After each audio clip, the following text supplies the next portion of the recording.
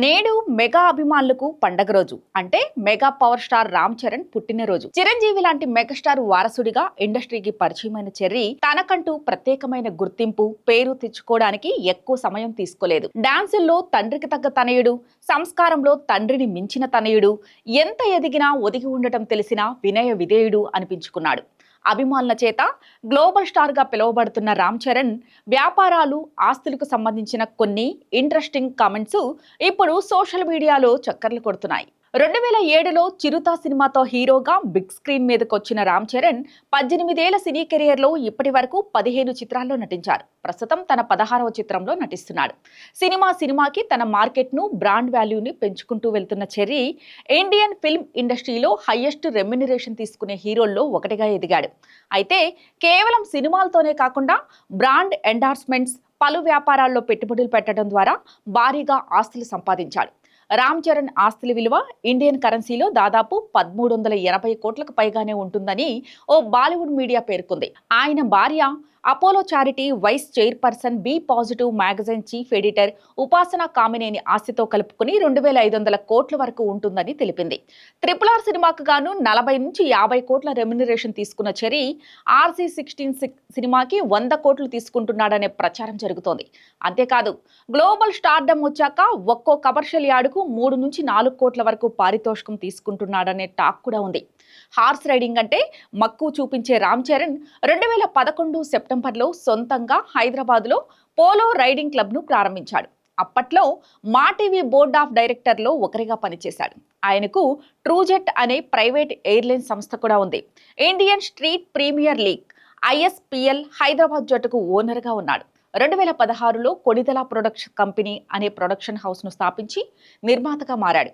తన తండ్రితో Khaidi number 150, Sye Raa Narasimha Reddy, Godfather వంటి చిత్రాలను నిర్మించాడు. అలానే యూవీ క్రియేషన్స్కు చెందిన విక్రమ్ రెడ్డితో కలిసి బి మెగా పిక్చర్స్ అనే మరో నిర్మాణ సంస్థను ప్రారంభించాడు. ది ఇండియన్ హౌస్ అనే చిత్రాన్ని ప్రకటించాడు. రామ్ చరణ్కు హైదరాబాద్లోని జూబ్లీహిల్స్లో 25,000 చదరపు అడుగుల్లో ఓ పెద్ద బంగ్లా కూడా ఉంది.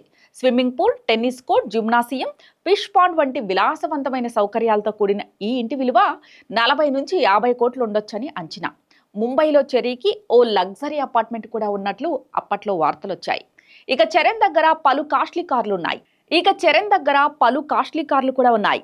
సుమారు 4 కోట్ల విలువైన కస్టమైజ్డ్ మెర్సిడెస్ మేబ్యాచ్ GLS 600 కారుతో పాటుగా 10 కోట్ల విలువ చేసే రోల్స్ రాయిస్ ఫ్యాంటమ్ ఉంది. Audi Martin V8 Vantage, Range Rover autobiography, Ferrari Portofino వంటి మరికొన్ని లగ్జరీ కార్లు కూడా ఉన్నాయి. 2013లో ఫోర్బ్స్ ఇండియా 100 మంది సెలబ్రిటీల జాబితాలో రామ్ చరణ్ చోటు దక్కించుకున్నాడు. 2016లో GQ India best dressed men జాబితాలో స్థానం సంపాదించుకున్నాడు.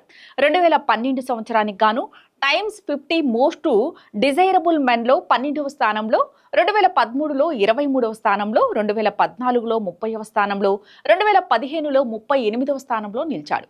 2019 లిస్టులో 18వ స్థానానికి చేరుకున్నాడు.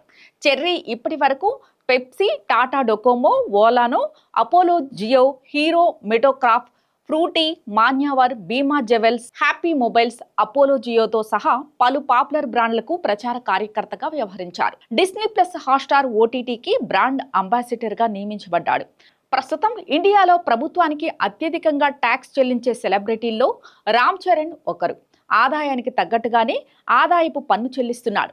అంతేకాదు, తన సంపాదనలో కొంత భాగాన్ని సామాజిక సేవా కార్యక్రమాలకు వెచ్చిస్తున్నాడు. తన మంచి మనసును చాటుకుంటూ దాతృత్వంలోనూ తండ్రికి తగ్గ తనయుడు అనిపించుకుంటున్నాడు రామ్ చరణ్.